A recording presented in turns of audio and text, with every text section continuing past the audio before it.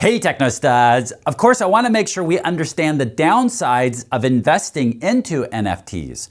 So let's talk about some of the downsides of investing into NFTs and take a look at what that looks like.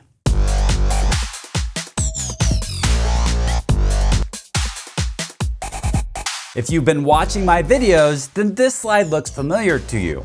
This is the same things that I covered with Bitcoin.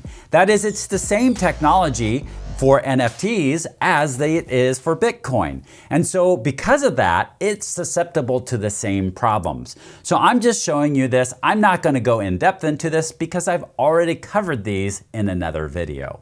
And as we've already mentioned, it's just a token, a record. All this is ledgers of who owns the token, who has purchased the token.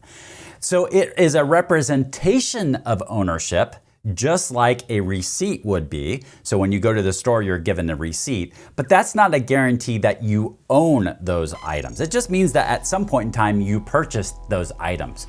So while you may think that, hey, I am actually owning this object, it really is just a representation, or you're actually just owning the token itself. So when it comes to actual ownership, the lines get a little bit blurry there, and the government may not see it or be able to back you up when it actually comes down to actual ownership.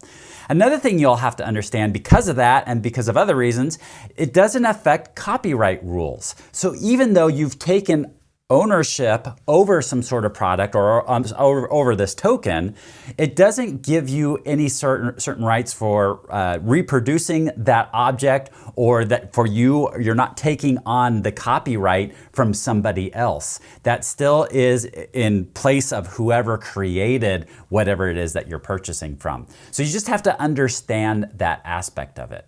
But as I mentioned before, there's really kind of, in my mind, two different definitions. The one that's the technical definition, and we've gone over the pros and cons and how that works of NFTs. But there's also this idea of, well, if I buy digital artwork for the fact that it's going to appreciate in value, what are the pros and cons of that? Is that going to make money?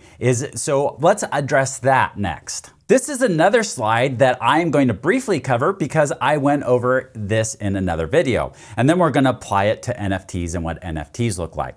So when I covered this, I mentioned that when it comes to investing, there's two types of investing, or things that you're going to purchase, why you purchase it. First of all, there's a utility of it. There's some sort of benefit to owning something that you are going to feel or have or do or fill in the blank.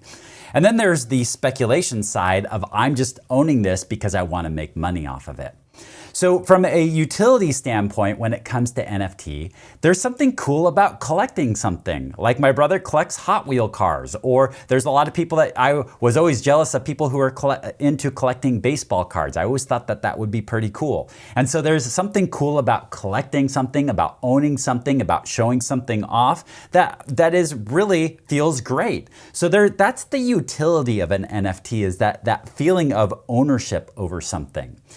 However, there's also the speculation side of are people just purchasing, figuring out that it's going to increase in value. And I would say 99% of the stuff that I see out there is more speculative buying when it comes to NFTs. I don't really see much utility buying when it comes to NFTs. And as I mentioned in one of my prior videos, is anytime it weighs towards the speculation side, you really have to be concerned, is this really a sound investment? And when it comes to NFTs, I would say, I personally say that most of what I've seen out there is speculation side, and I'm not willing to go down that route for something that I really don't truly have ownership in.